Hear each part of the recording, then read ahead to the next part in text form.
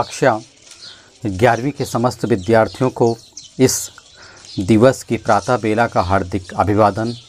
आशा करता हूँ सारे विद्यार्थी अपने अपने घरों में कुशल पूर्वक से होंगे और वे अपने माता पिता एवं अभिभावकों के सहयोग से निरंतर अपने ज्ञान में उत्तरोत्तर वृद्धि करते जा रहे होंगे। मैं प्रेम सिंह, प्रशिक्षित परा स्नातक शिक्षक Hindi, Arden progressive school Haldwani Lamachaur, आज आपके समक्ष कक्षा 11वीं की पूरक पुस्तक वितान के अध्याय नंबर 1 भारतीय गायिकाओं में बेजोड़ लता मंगेशकर, जिसके लेखक कुमार गंधर्व जी हैं, के प्रश्नोत्तर की लिखित अभिव्यक्ति लेकर प्रस्तुत हुआ हूँ, जिसके माध्यम से विद्यार्थी अपने इन प्रश्नों को लिखने में स्वयं दक्षता हासिल कर सकेंगे।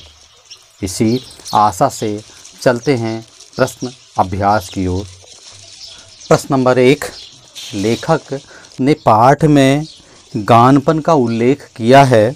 पाठ के संदर्भ में स्पष्ट करते हुए बताएं कि आपके विचार से इसे प्राप्त करने के लिए किस प्रकार के अभ्यास की आवश्यकता है। सबसे पहले आप प्रश्न समझिए। आपने यह पाठ पूरा पढ़ा।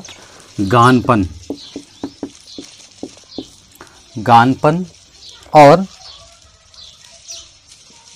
इसको प्राप्त करने में अभ्यास की आवश्यकता है। इसको प्राप्त करने में किस अभ्यास की आवश्यकता है, किस अभ्यास की आवश्यकता।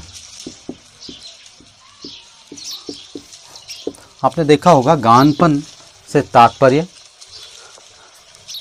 गाने में प्राप्त होने वाली मिठास,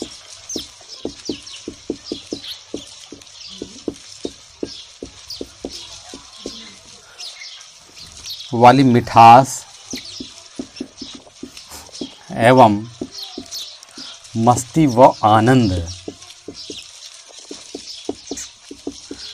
आनंद से होता है।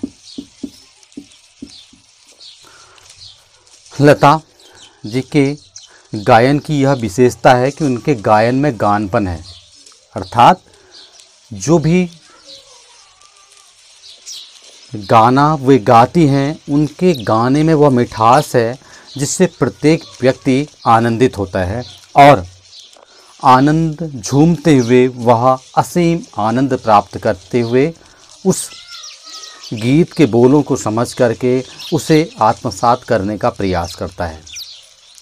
तो यहाँ पर इसको प्राप्त करने में किस अभ्यास की आवश्यकता होती है। तो आपने देखा होगा कि प्रत्येक जिस भी क्षेत्र में हमें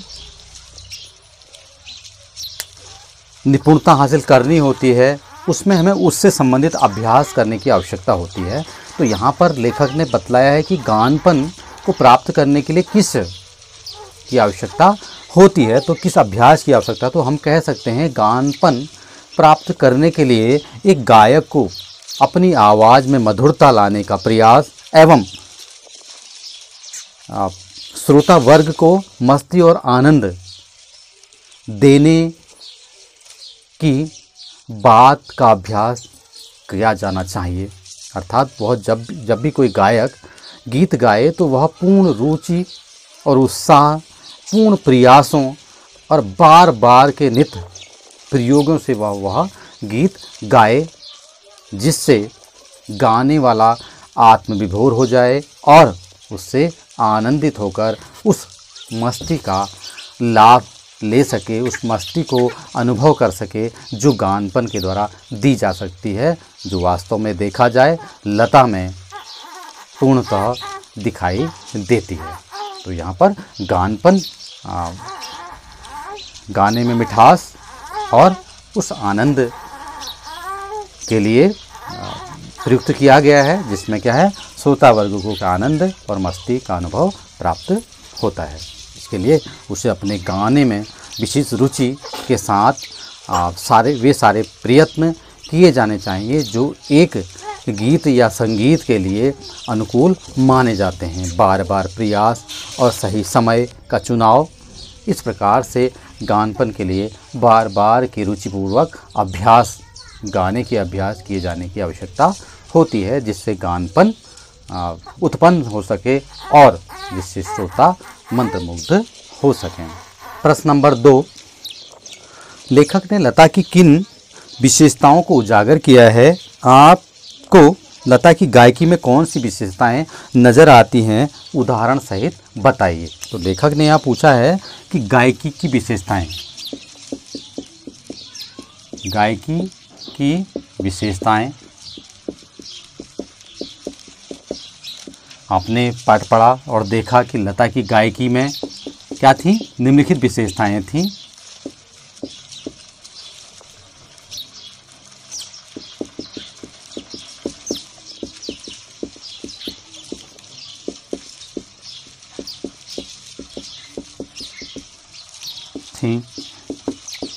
पहला, गानपन, जैसे हमने बात की थी, गानपन, कोमलता। तीसरा, निर्मलता, सुरीलापन, शास्त्रीय शुद्धता,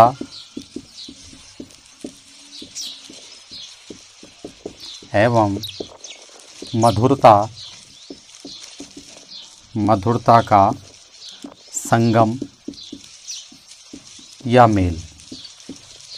तो आप बारी बारी से इस प्रकार से इनका वर्णन कर सकते हैं। गानपन, लता जी के प्रत्येक गीत में, उनके गायन में गानपन की प्रमुखता रही है, क्योंकि वे अपनी भावभंगिमा से जब भी जिस गाने को गाती हैं तो वे दूसरे को अपनी ओर आकर्षित करते हैं और उनमें मस्ती और आनंद का संचार करने में क्या होता है, समर्थ होता है उनका गीत। कोमलता, वही उनके हर गीत में कहीं ना कहीं कोमलता होती है, अर्थात वह कहीं ना कहीं दूसरे के हृदय पटल को छूने का प्रयास करता है, उनके गीत का बोल, एक शब्द।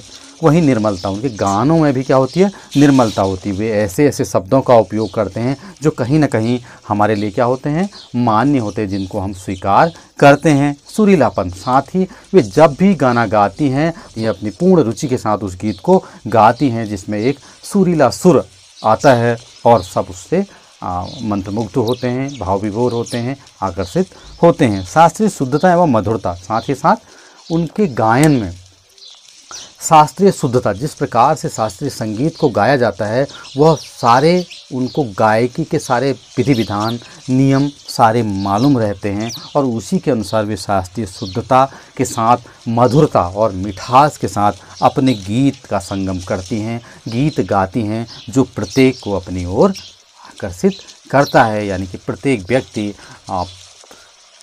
उन गीतों को सुनकर मोहित हो जाता है, सम्मोहित हो जाता है और उसे वह बहुत ही रुचिकर लगता है। इसी प्रकार से आपको लता की, मुझे भी लता की गायकी में उन गानपन, कोमलता, निर्मलता, सुरीलापन आदि प्रस्तुत होते हैं, क्योंकि आपने देखा होगा कई गीत आपने लता जी के सुने होंगे।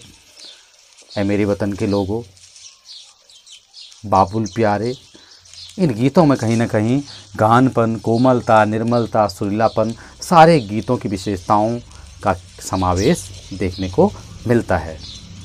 प्रश्न नंबर 3, लता ने करुण रस के गानों के साथ न्याय नहीं किया है, जबकि श्रृंगार परक गाने वे बड़ी उत्कटता से गाती हैं। इस कथन से आप कहाँ तक सहमत हैं? लता ने करुण रस के गानों के साथ न्याय नहीं किया, यह बात बिल्कुल भी मुझे स्वीकार नहीं है कि लता ने करुण रस के साथ न्याय नहीं किया, क्योंकि आपने देखा होगा कि लता के द्वारा गाया जाने वाला गीत ए मेरे वतन के लोगों,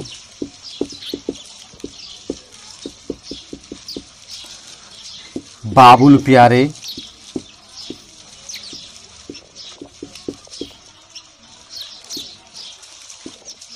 ये दोनों ऐसे गीत हैं जिसमें करुण रस की धारा प्रवाहित होती है।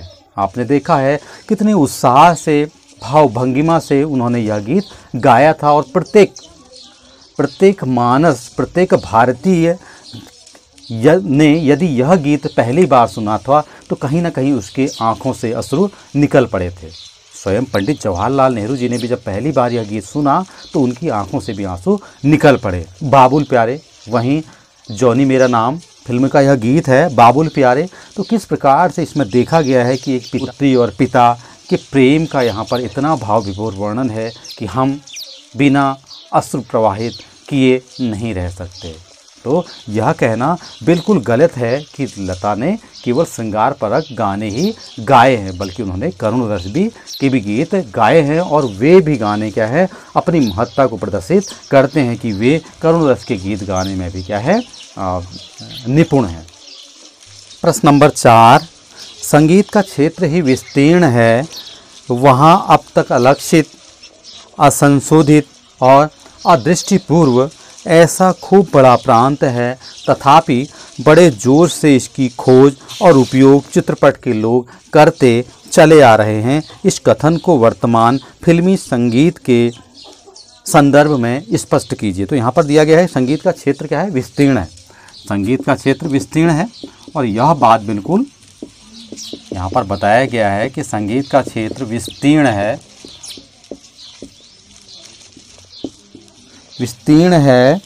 वहाँ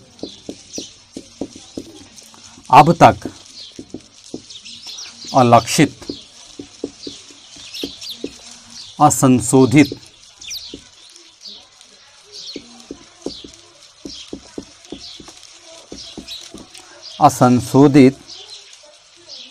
अदृष्टिपूर्ण,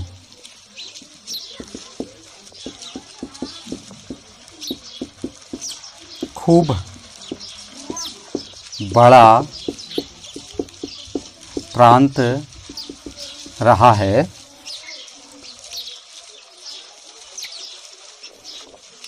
तथापि बड़े जोश से इसकी खोज और उपयोग चित्रपट के लोग करते चले आ रहे हैं। बिल्कुल सही कहा है कि संगीत का क्षेत्र विस्तीर्ण है। आपने देखा होगा कि जो संगीत का क्षेत्र विस्तीर्ण है, आपने देखा होगा प्रायः शास्त्रीय संगीत,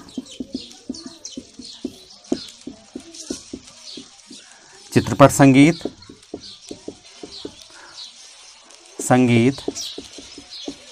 व लोक संगीत।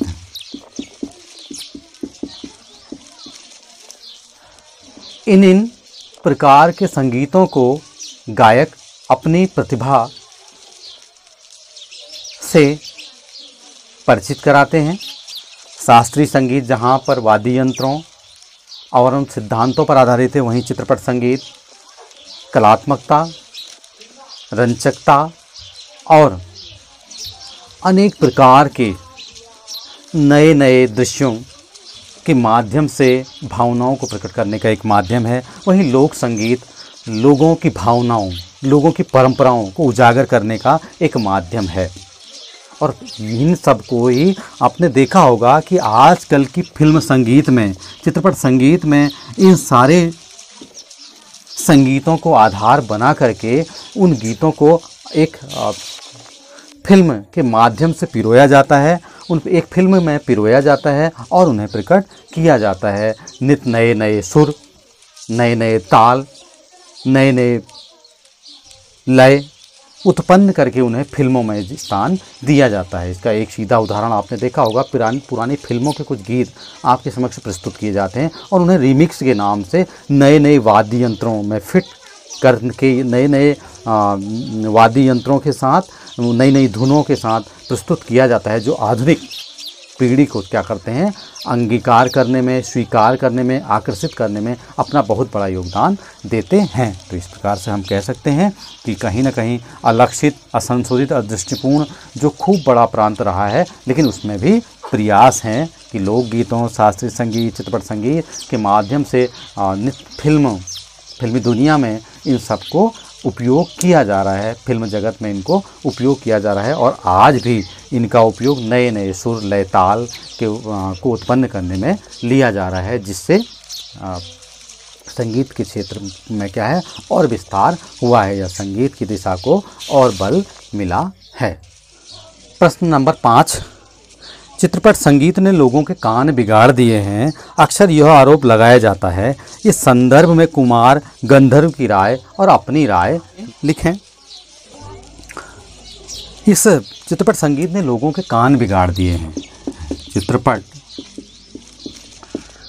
संगीत ने लोगों के कान बिगाड़ दिए हैं। इस संदर्भ में कुमार गंधर्व की यह राय बिल्कुल निरर्थक है।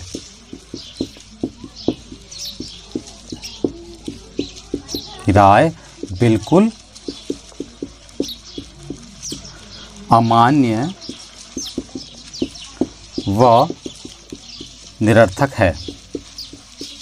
उनका मानना है कि चित्रपट संगीत ने किसी भी प्रकार से लोगों के कान नहीं बिगाड़े हैं, बल्कि लोगों को सुधार किया है, लोगों को गायन के क्षेत्र में सुधार किया है। आज लोग चित्रपट संगीत के माध्यम से नए नए सुर, लय, ताल जान करके उसका आनंद ले रहे हैं। इसलिए कहीं भी चित्रपट संगीत किसी भी प्रकार से लोगों के लिए अहितकर या अकर्णप्रिय नहीं है। इस संबंध में मेरी भी यह राय है कि चित्रपट संगीत ने कहीं भी लोगों के कान नहीं बिगाड़े हैं, बल्कि चित्रपट संगीत ने लोगों को इस भौतिक जीवन की वास्तविकता से सरोकार कराते हुए नित नए नए परिवेश से परिचित कराया है और उन्हें जीवन की वास्तविकता से परिचित कराते हुए आनंद और मस्ती का संचार जागृत करने में अपना योगदान दिया है। प्रश्न नंबर 6, शास्त्रीय और चित्रपट दोनों तरह के संगीतों के महत्व का आधार क्या होना चाहिए? कुमार गंधर्व की इस संबंध में क्या राय है? स्वयं आप क्या समझते हैं? शास्त्रीय संगीत और चित्रपट संगीत, यहाँ पर लेखक पूछ रहे हैं कि शास्त्रीय संगीत व चित्रपट संगीत, चित्रपट संगीत का महत्व आधार मस्ती, शालीनता व तन्मयता।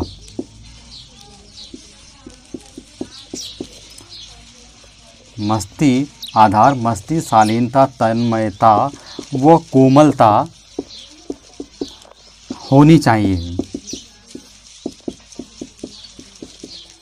कि लेखक का मानना है कि शास्त्रीय संगीत व चित्रपट संगीत का महत्व आधार मस्ती, शालीनता, तन्मयता व कोमलता होना चाहिए। यानी कि किसी भी प्रकार का साहित्य, चाहे वो शास्त्रीय संगीत है चाहे चित्रपट संगीत है, दोनों का आधार मस्ती, लोग क्या हो, आनंदित हों, लोगों को एक आनंद छा जाए, एक मस्ती आ जाए जिससे उन्हें और किसी चीज़ का ध्यान न रहे। शालीनता, और वे जान सकें कि किस किस प्रकार के यहाँ पर किन किन आधारों को यहाँ पर इस गीत के माध्यम से प्रस्तुत किया गया है। तन्मयता, लोग उसमें डूबना चाहें।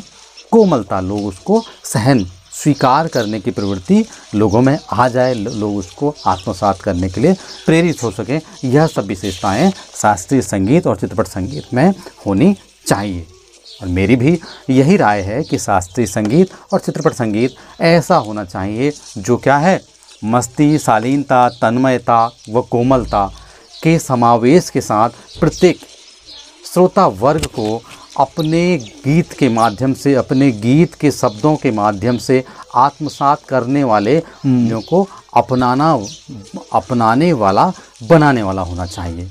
अर्थात कोई भी गीत ऐसा हो जो प्रत्येक व्यक्ति के हृदय को छू सके और वे उससे आनंद लेकर के उसमें निहित सौंदर्य, निहित तथ्य को आत्मसात करने की प्रवृत्ति में बढ़ोतरी कर सकें।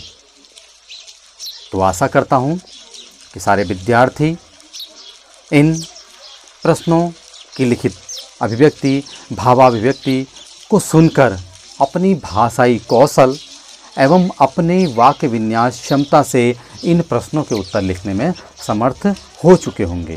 वे अपने भाव विचारों के अनुरूप प्रत्येक प्रश्न का उत्तर लिखने में दक्ष हो चुके होंगे और वे आगामी परीक्षा में इन प्रश्नों के उत्तर लिख करके अच्छे अंक प्राप्त करके अपने जीवन लक्ष्य को सही दिशा देने में एक सकारात्मक कदम उठाने में समर्थ होंगे।